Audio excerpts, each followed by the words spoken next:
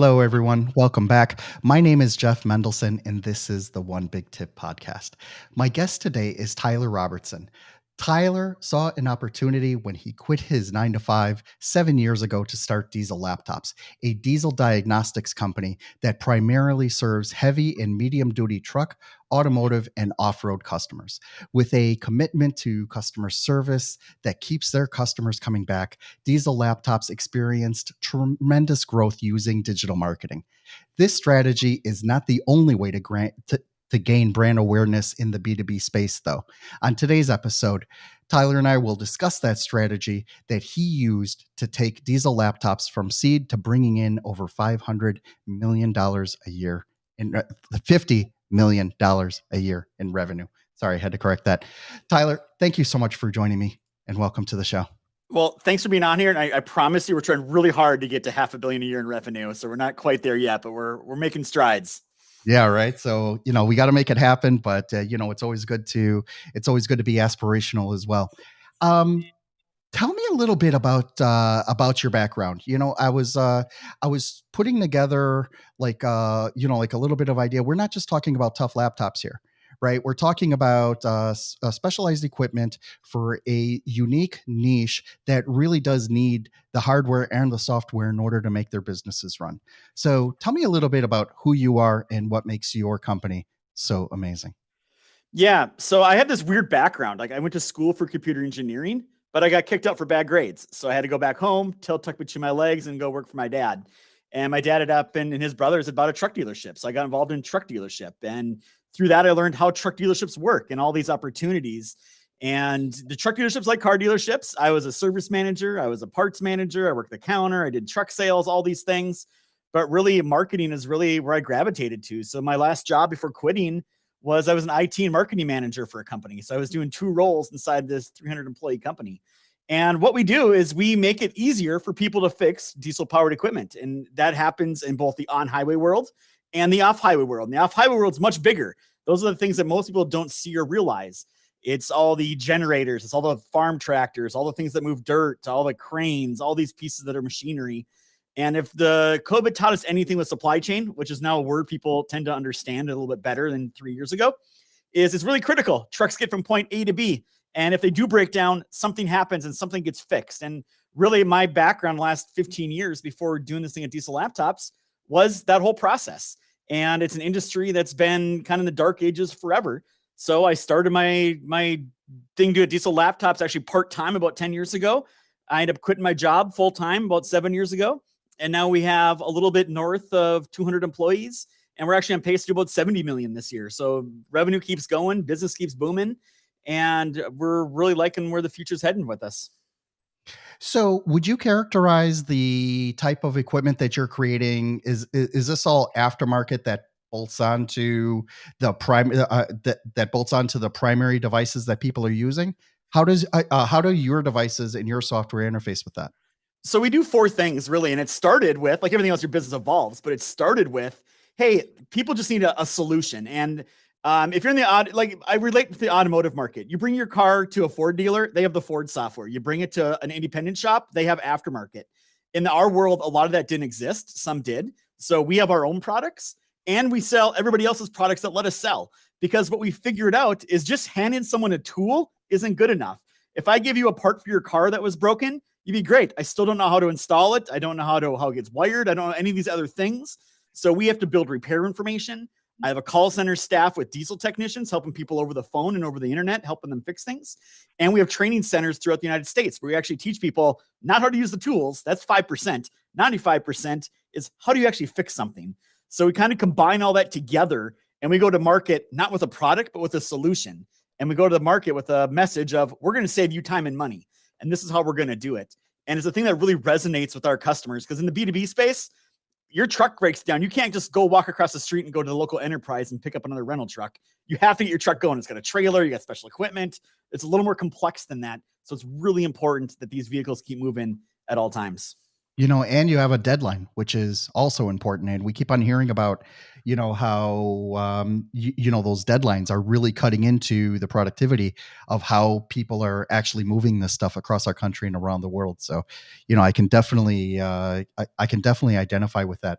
One of the things I wanted to dive in a little bit though, is your focus on using digital marketing in order to get the word out.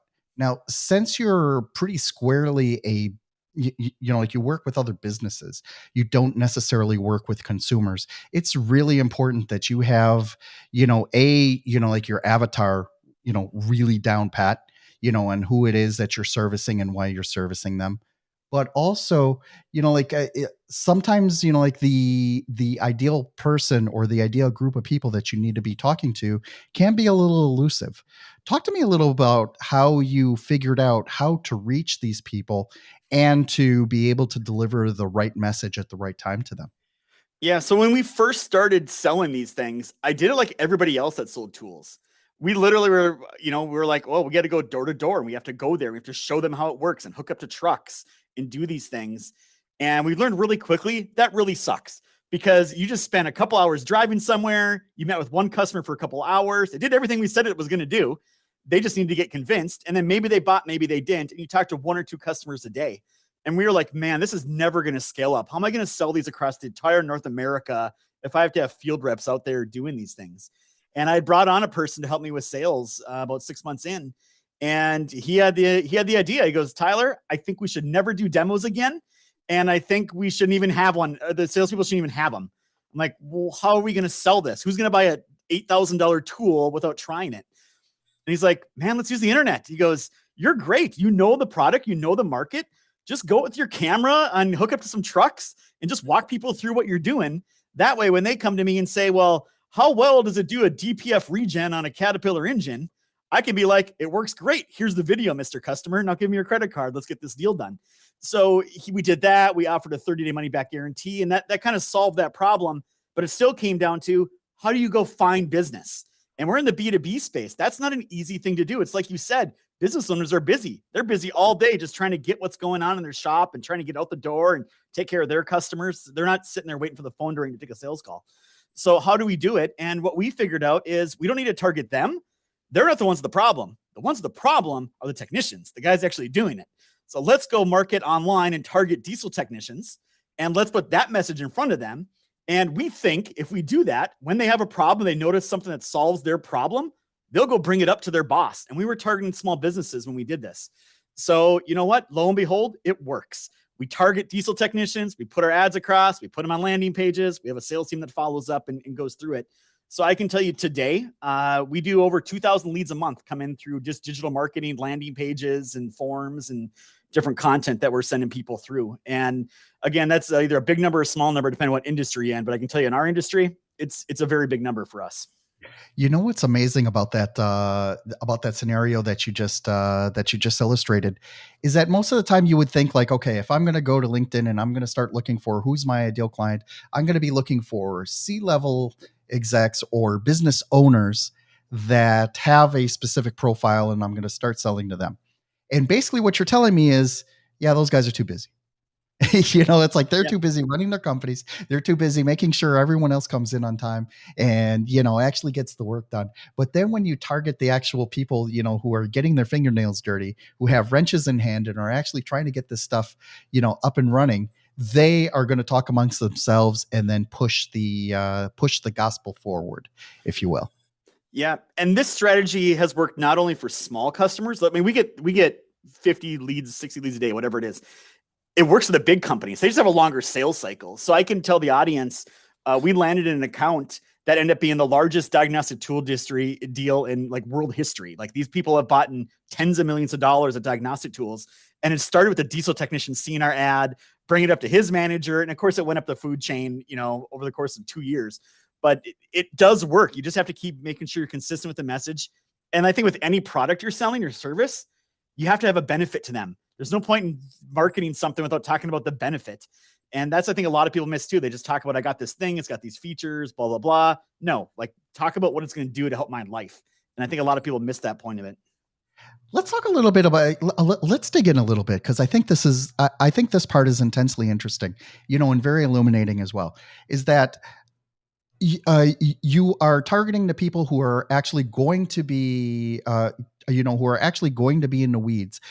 implementing this stuff and giving them the tools for them to kick it upstairs in order to make sure that it gets that it gets actually implemented and purchased so that they can use these tools as well. How would you say that you've had to tweak your messaging across the different types of tools that you guys support? So you mentioned Caterpillars, you mentioned there are heavy duty trucks, medium duty trucks. There are also trucks that transport our stuff, logistically across the U.S. How does that messaging change according to each one of those verticals? Yeah, it's been, I'll probably do it in a little bit different way than you asked there, because it's been really interesting. So in the automotive world, I think anyone that owns an automobile probably knows they can go to Napa, O'Reilly's, or AutoZone and buy a scan tool or buy something to read their codes. Like, that's kind of common knowledge. In the heavy duty truck industry, when we started this 7 years ago, 8 years ago, what happened was people didn't even think that was an option. They thought, I have to buy what the dealers have. That's the only thing that exists. So that was the first thing, was just coming to the market saying, oh, look, do you know there's a multi-brand tool that does all these things that these OEM softwares do? And now you only have one program, not 30, and you don't have to pay a fee every year. Like, that was a big thing at the time. And now that I'm on the truck side, I'm 7 years into that messaging, people know. They don't question anymore, like, what do you mean there's a tool? They know there's a tool. They're just trying to find the right tool to fit their situation. So we've had to tweak and explain why ours is better. Now it's not about the tool. It's about, well, I'm going to give you not just a tool, I'm going to give you repair information, I'm going to give you training, I'm going to give you technicians available to help you remotely, and I'm going to give you all these other things. So I'm not just selling you a tool. We don't even talk about the tool anymore. We talk about all the problems and all the things we're going to do there. But what's funny is we're in two other businesses. We're in the off-highway business and the marine business as well, doing the same thing. In the off-highway business, it's still like day one of 7 years ago, where people are like, what do you mean I can buy something besides a John Deere tool to work on my equipment? That doesn't exist. Or like, no, it does exist. Like, we've seen this message play out. And on the marine side, it's the same thing. We're a little bit further along in that one, in the evolution there, but people are finally realizing, like, oh, there is some really good tools that hook up to every boat I ever want to connect to and do all these things: gas, diesel, whatever they're powered by, electric, doesn't matter. So you got to keep tweaking, I think, and fine tuning it. You got to keep doing things to differentiate yourself and making sure people understand the value. And that was really kind of one of our curses, is we went to the market promoting another vendor's product name, and we were promoting it so heavy, people thought we were that vendor, and we're not. We're just reselling their stuff. So when we kind of went back this last time where we tweaked it, we don't even use their name anymore. It's just, here's the diesel laptop solution. Here's all the problems we're going to solve for you, and nobody else can do that besides us. So yeah, you have to constantly be evolving the message. What's interesting is that you almost Xeroxed yourself, right? Where Xerox is actually a company name, not a verb, right? Yeah. And now people are using your name as the verb instead of just going out to the to the original manufacturer. I'm curious though. There are some of these manufacturers. You hear that they have very closed systems, right? And you hear that there are, like, hackers in Eastern Europe that can help you unblock your farm equipment so that you can tweak some of this stuff yourself. How do you guys straddle between that world where the manufacturer wants to keep some of their stuff proprietary, yet you are opening up the hood, if you will, and allowing people to service this stuff themselves? Yeah, it's the right to repair. There's a never-ending battle going on here. So people really want to enjoy themselves, go Google like right to repair and put John Deere at the end of that. You'll see all the articles. But yeah, they don't want us doing that, because all of a sudden now their customers have an alternative option. They don't have to go to John Deere. And we're saying, and our customers are saying, well, we want that. And all this is done without the help of the manufacturer. Trust me, they are doing everything they can to try to stop people like us from developing tools to do these things. But at the end of the day, it's legal reverse engineering is what's happening here. It's the same thing that happens in the phone industry. It happens in the laptop industry.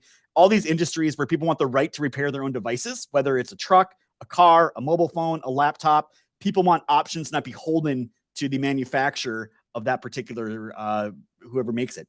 So yeah, it's an interesting space. And I'll go back to your brand comment you made. I will say, like, the most traffic, our biggest traffic source today is our own brand name, right? That's where we get all the traffic from. And that's really hard for someone else to try to compete against, because people aren't Googling diagnostic tools. They're Googling diesel laptops in our space. So we have that brand name recognition. And I can tell you, it's funny, because when I look at our competitors' pages, their top pages, when we kind of do some reverse lookups, is keywords for diesel laptops. So people are targeting our brand name now at our competitors. So it's a good space for us to be in. We'd rather be there than people not know who we are. So again, it's the constant protecting your turf and evolution you have to do as well. Where do you see the future of your digital marketing heading now that we have a greater emphasis on privacy? We have, like the larger tools like Facebook and Google and Apple, like doing, implementing these roadblocks for us, right? Where they're hiding the email address or they're masking the email address, or you're not getting as good targeting or as good location information as we used to. And of course, that the cost per capturing that lead is going up across the board. How is your company adapting to that changing situation? Yeah, so we've done some pretty cool things, I think. And first of all, I mean, we have about 200 employees and 10 of them are in marketing, and we're big on marketing, full-time writers, content writers, video people, all this. But we have an engineering department too. So we've done a couple things. One, we have a ton of free software and apps we've released. And we do that for two reasons. One is providing value to the customer. It's building brand name recognition. But guess what? Every time you register it, I get your name, your email, and your phone number. And there's some things that go on there. Number two, really goes back to us just really us providing all that value. We built an ad network on top of all these things as well. So when you download some of our apps or go to our free websites that do different things, we build our own like a Google ad network, but we call it the Diesel ad network that displays banner ads on mobile software, PC-based software, websites. And our own ad network delivers something like 700 million ad impressions a year. And that's to our own network of people we know are our users, just looking at our other services and products. So it's things like, like you do, and a lot of us do. I have a podcast show. So I have a podcast show I do every week. It's industry related. We do that to drive traffic. And then we have another big one that we do, and we started it right when COVID happened. And that would be an annual online virtual event.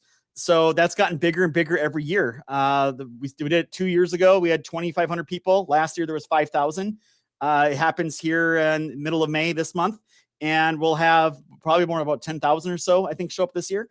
And it's now a 3-day event. And of course, people show up at this thing, free talks, giveaways, tools, virtual booths, all these things. And we're still out there engaging with customers, collecting information. So it's partly getting that information, like you're saying, but it's part of it just being that brand that's out there that people know and people trust. And we want to make sure they know to call us the first time they need something.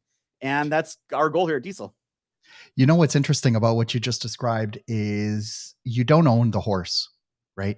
You basically own the racetrack at this point, right? So you're setting up this entire ecosystem within the brand that you created, within the devices and how they access the devices and the way they interface with you, where you basically own the entire racetrack now, where everything that they're doing, revolves around, okay, how can I get this next tool into their hands, or how can I get this this upgraded piece, to give them more functionality.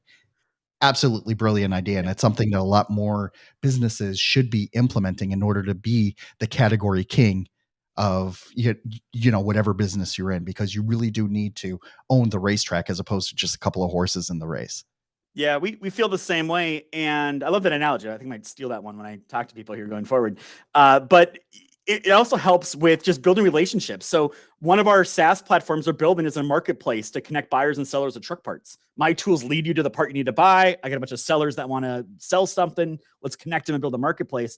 But to do that, we have to have great relationships with people that sell parts and make parts. So we do a lot of commingling with it. Hey, be on our platform. We'll get you on a podcast. We'll get you some banner ad space. We'll do some social media stuff. So we're using our own platforms, not just for us, but to help build and foster those relationships with the third-party companies that we're working with as vendors and strategic suppliers. So it all folds together really nicely once you can get that machine really going and get the eyeballs. And we always say around here, eyeballs win at the end of the day. Let's just keep making sure we get the right traffic. Exactly. I love the way you articulated that. Tyler, can you please let everyone know how they can learn more about your company and how they can reach out to you directly if they want to get in touch? Yeah, so I'm a big fan of LinkedIn. I've been posting on there pretty much since day one, every week on what's going on inside my company. So I'm on LinkedIn. Just search for Tyler Robertson or Tyler Diesel. I will pop up. Otherwise, diesellaptops.com. You can learn more about our industry. If you want to see what our Diesel ad network looks like, there's a link on there for that. But yeah, love to connect with people and talk about our industry. I love it. Tyler, thank you so much for joining me today. It's been a lot of fun. I love that you brought the energy, and I love how we can just, really illuminate how different industries are using, pretty much the technologies that all of us have, available to us in new and interesting ways. So I really appreciate you taking the time to explain all that today. No problem at all. And thank you for